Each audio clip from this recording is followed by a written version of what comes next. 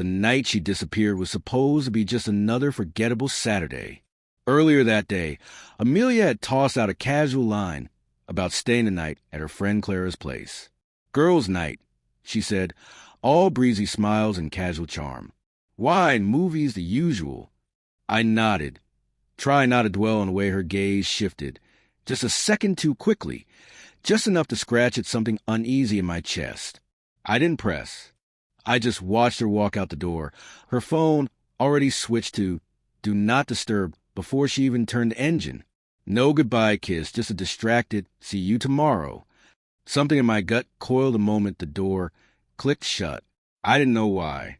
Maybe it was a mechanical way she moved. Maybe it was how rehearsed the whole thing felt. By midnight, her phone was dead. Not just silent. Dead. Not low battery, gone. Not left on a charger, gone. Gone. Amelia never turned off her phone. Not during cross-country trips. Not in thunderstorms. Not even that time she lost at a ski lodge. She borrowed a stranger's phone and called me from a fireplace lounge. But tonight, not a ping, not a ring. No buzz. Just the hum of emptiness. I sat on the couch, shoes still on, fully clothed, staring at the lazy orbit of the ceiling fan. The glow of my phone rose and fell like a slow, artificial heartbeat each time I checked for something. Anything. 3 texts I sent came back undelivered. After that, I stopped sending. But I didn't stop waiting. Still, it wasn't the waiting that kept me frozen. It was what I finally did. At 3 a.m., in the hush of a dead house, I got up and padded to the front drawer. I rummaged through a graveyard of junk, batteries, receipts, rolled paper clips, until I found it, my old phone, the one she didn't know I'd kept, the one I shoved into that drawer after I upgraded, long forgotten until now. I powered it up. The glow felt alien, too bright. I linked it to Wi-Fi, logged into her Apple ID, the one I created for her when we got married because she said tech confused her. The password? Still her childhood dog's name. I opened Find My iPhone. Nothing. Location sharing had been disabled. Not by accident. Not because of a glitch or an old update. Manually. Deliberately. This wasn't a lost charger or a drained battery. She didn't want to be found. The realization sat cold and heavy in my chest. And then at 9:38 a.m., the key turned the door. Sunlight filtered to the curtains as she stepped in like nothing had ruptured. Her hair was pulled into a loose braid. Sunglasses still perched on her nose. She carried a cafe cup like it was a trophy from some small, smug victory. She didn't look at me, just opened the fridge like she always did. "Why are you still up?" she asked lightly, tone almost playful, distant. I didn't respond. I couldn't. My eyes locked on the faint red smudge at the hem of her sweatshirt. Lipstick, maybe, but not a shade she owned. Her phone, now magically charged and lit up, was in her hand. "I called you," I rasped. She didn't look at me, just sipped her overpriced latte. Forgot my charger. Clara didn't have the right kind. That lie didn't even try. It wasn't meant to convince. It was meant to dismiss. To mock. She let out a dry little laugh and brushed past me, fingers ruffling my hair like I was some worried child. "You worry too much, Noah. I'm fine. Go sleep." I stared at her. In that silence, something calcified inside me, hardened into something sharp. "Where were you?" My voice was low, level, clean as a scalpel. She froze, just for a beat, then turned, lips curling into a smirk. "I told you," she cooed, faux sweet. "Clara's." "What?" I asked, calm as a glacier. "You think I'm accusing you of cheating?" She laughed, not kindly, not nervously. It was cruel. The kind of laugh you use when you want someone to feel small. She wasn't trying to hide the lie. She wanted me to see it and know it was there. I stood. Her expression barely shifted. "You weren't at Clara's," I said. Clara's story was still live. Midnight. She's alone. Ice cream. Her cat swatting at a toy in the background. No Amelia. The silence between us turned electric. My quiet made her twitch. She snatched her purse and stormed toward the bedroom. Her phone buzzed, and she left it on the counter. 3 new messages from someone saved as Alex Veer. We didn't know anyone named Alex. My hand moved on instinct. "Don't touch my phone," she snapped, voice like shattering glass, sharp of panic. I met her gaze. "You really want to go there?" She crossed her arms, tried to summon boldness, arrogance. "Go ahead, Noah. Open it. See how crazy you are." I didn't need to. Instead, I walked to the kitchen drawer and pulled out the envelope I'd received the day before, official, notarized, clean, divorce papers.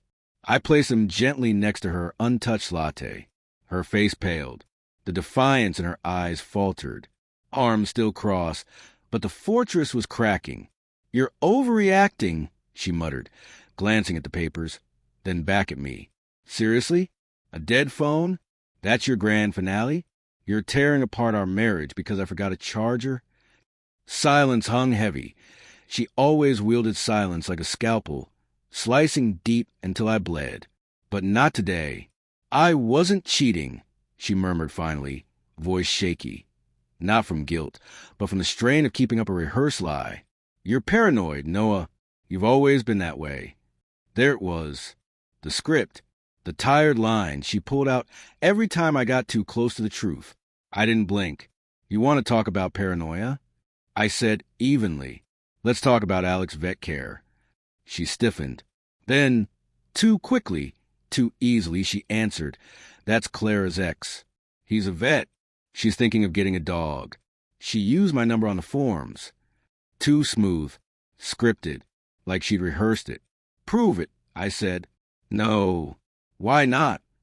"Because I don't know you a damn thing," she shouted, voice cracking like a whip. Her rage wasn't fear. Rage was her armor, her comfort zone, the battlefield she controlled. But I didn't flinch. I didn't yell. I didn't step into her chaos. "You think this is about one night?" I said, "It's not about a charger. It's about every night. Every lie. Every cent I didn't wear. Every time you laughed too loud at your own fiction. No denial. Just that blank, frozen stare." Then she turned and slammed the door behind her. Time crawled. Around 3 p.m., she reemerged, fresh from a shower, hair wrapped in a towel, dressed like she was in the brunch and not emerging from a betrayal. "So what now?" she asked, clasping her watch. "Should I grovel?" I said nothing. "You're playing the saint now," she mumbled, staring at her reflection in the microwave. "You checked out long before I did." And suddenly it clicked. This wasn't a misstep. It wasn't a momentary lapse. It was rot, corrosion, deep-rooted. "You didn't leave," I said softly. "You just started living another life." Her lips curved into that same smirk I once loved. "Maybe that life didn't feel like a surveillance cell." She snapped. "You know what hurts most?" I asked. She tilted her head, mock curious. "It's not the betrayal. It's how lazy you got. Like you thought I was too blind or too in love to notice." She grabbed her keys. "I need air." I didn't stop her. As she reached the door, I added quietly, "Don't come back tonight." A pause. A beat. Then the door shut behind her. The moment her car vanished down the street, I opened her laptop. Still on. No password. iMessage trash folder overflowing. Dozens of deleted threads. One name repeated. Alex. I clicked. A tidal wave of messages poured out. "Last night was insane. I still smell like you. 3 hours with you beat 6 years with him. No more doubt. No more rage. Just clarity." I printed everything. Every whisper disguised as girls' night. Every lie stitched together with borrowed lipstick and turned off phones. I labeled it all neatly. Evidence. She returned that night, humming like nothing had crumbled. I slid the folder across the table.